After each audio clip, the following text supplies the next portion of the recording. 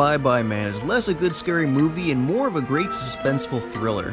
While the film does take classic horror movie fable of teenage kids stumbling upon an urban legend only to find out, albeit too late, that it is in fact real. It does add a couple new interesting twists, and the Bye Bye Man has twists aplenty. And because of that, the ending leaves viewers asking several questions afterwards, and like all my ending explains, everything from here on out is a spoiler to the movie, so you've been warned. The questions are, why did Elliot kill himself? Why not shoot the Bye Bye Man and his demon hound instead? Or is that what the Bye Bye Man wanted him to do? What does the little girl Alice being in possession of the 2 Bye Bye Man coins mean? At the film's end, did John actually say the Bye Bye Man to the female detective, or Jerry Hogarth from Jessica Jones, as most MCU fans will know the actress? And if he did, will there be a Bye Bye Man 2?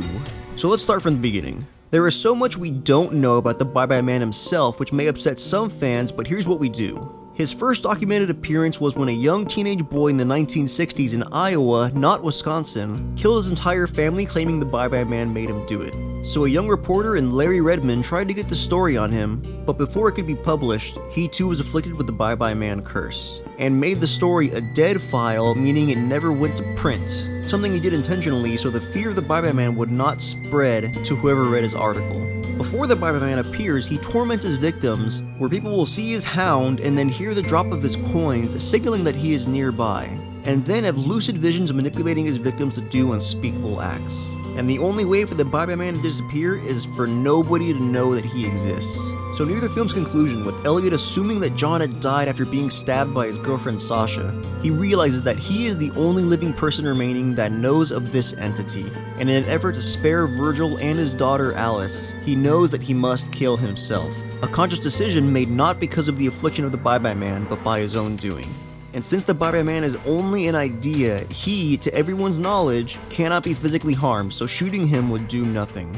But what about the physical items like the nightstand, and what about the coins that Alice took with her? While the nightstand was tossed into the woods and assumed to be forgotten, in the last few closing shots we see a flashlight passing over it, signaling that an investigator has discovered it and will most likely document and store it as evidence in the murder-suicide case at the house nearby.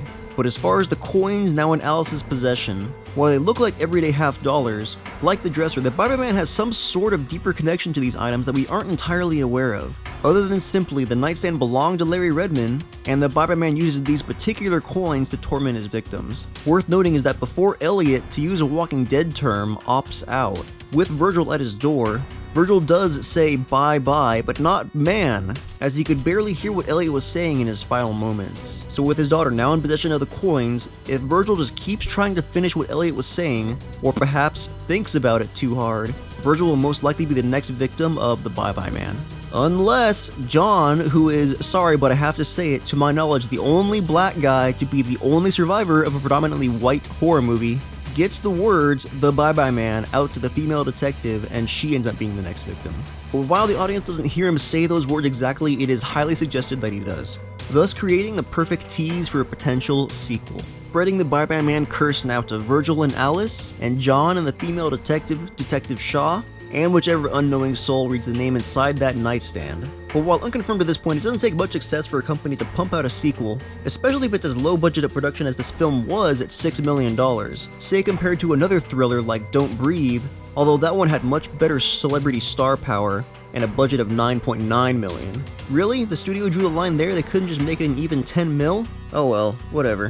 Anyway, that's everything I have for the Indie Explained breakdown and recap of The Bye Bye Man. Be sure to like, comment, and subscribe below, and tell me your thoughts on the film. Did you feel like it was another cheesy horror thriller with the storyline that you've seen before?